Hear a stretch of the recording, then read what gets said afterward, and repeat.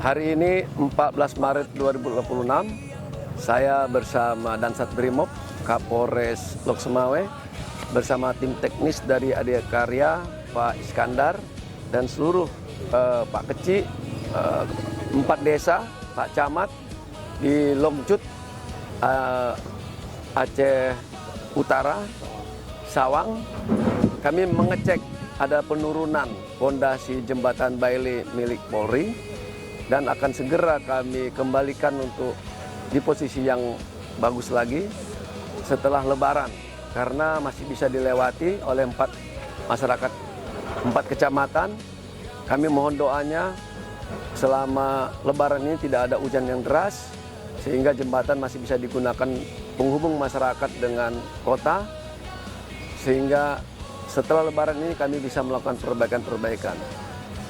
Demikian laporan dari jembatan Longcut, semoga bermanfaat bagi masyarakat pengguna jalan. Wassalamualaikum warahmatullahi wabarakatuh.